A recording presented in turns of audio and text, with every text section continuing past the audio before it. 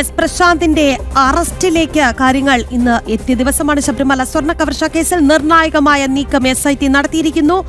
സ്വർണ്ണ കവർച്ചാ കേസിൽ ദേവസ്വം ബോർഡ് മുൻ പ്രസിഡന്റ് PS പ്രശാന്ത് അറസ്റ്റിൽ വീട്ടിലെത്തിയ SIT സംഘമാണ് ഇന്ന് അറസ്റ്റ് ചെയ്തത്. പ്രശാന്തിനെ കൊല്ലം പോലീസ് ട്രെയിനിംഗ് സെന്ററിൽ എത്തിച്ച് അവിടെ ഇപ്പോൾ ചോദ്യം ചെയ്യൽ നടപടികൾ പുരോഗമിക്കുന്നു എന്നുള്ളതാണ് മനസ്സിലാക്കുന്നത്. അറസ്റ്റ് രേഖപ്പെടുത്തിയ ശേഷം വിജിലൻസ് കോടതിയിൽ ഹാജരാക്കും.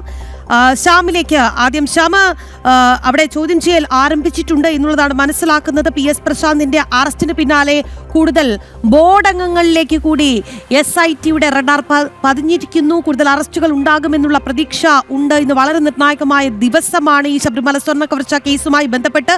ഇപ്പോൾ എങ്ങനെയാണ് അവിടെ അന്വേഷണ സംഘത്തിന്റെ തുടർ നടപടികൾ?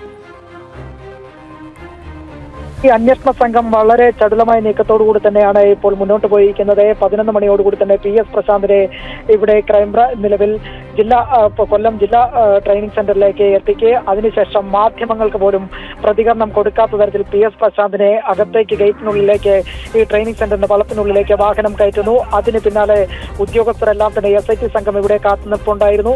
ആ SIT സംഘമെല്ലാം തന്നെ ഒരു മുറിയിലേക്ക് PS പ്രശാന്തിനെ കൊണ്ടുപോവുകയും പ്രാഥമികമായ ചോദ്യം ചെയ്യലുകൾ ആരംഭിച്ചിരിക്കുന്നുവെന്നാണ് നമുക്കിപ്പോൾ ലഭ്യമാകുന്ന വിവരങ്ങൾ. SIT സംഘത്തലവനടക്കമുള്ളവരുടെ നിർദ്ദേശത്തിന്റെ അടിസ്ഥാനത്തിലാണ് മറ്റ് അന്വേഷണ സംഘങ്ങൾ ഇപ്പോൾ ചോദ്യാവലി തയ്യാറാക്കിക്കൊണ്ട് തന്നെ ഈ ചോദ്യം ചെയ്യലുകൾ ആരംഭിച്ചിരിക്കുകയും ചെയ്യുന്നത്.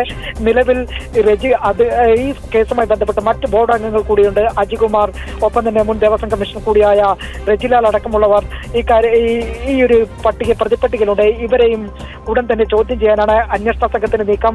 PS പ്രശാന്തിന് നിലവിൽ ഈ 2025 ബോർഡ് സമയത്ത് തന്നെ ദേവസ്വം മാനുവൽ ചട്ടങ്ങൾ ലംഘിച്ചുകൊണ്ട് തന്നെയാണ് ഇത്തരത്തിൽ സ്വർണ്ണപ്പാളികൾ പുറത്തേക്ക് നൽകിയതും അത് 2019 സ്വർണ്ണക്കൊള്ള മറയ്ക്കാനാണെന്നുള്ള വിശദ വിവരങ്ങൾ അടങ്ങിയ റിപ്പോർട്ടാണ് SIT സംഘം കോടതിക്ക് പല ഘട്ടങ്ങളിലായി SIT സംഘം ഈ റിപ്പോർട്ടിലൂടെയും അല്ലാതെയും ഔദ്യോഗികമായും അറിയിച്ചിരുന്നത്. എന്തായാലും ഹൈക്കോടതി അവസാനം അന്തിമ കാലാവധി നൽകിയിരിക്കുന്ന ചുരുങ്ങിയ ദിവസങ്ങൾക്കുള്ളിൽ നൽകണമെന്നൊരു കാലാവധി കൂടി നിശ്ചയിച്ച ശേഷമാണ് നിലവിൽ ഈയൊരു അന്വേഷണത്തിലേക്ക് ഇപ്പോൾ SIT സംഘം കടന്നിരിക്കുകയും ചെയ്യുന്നത്.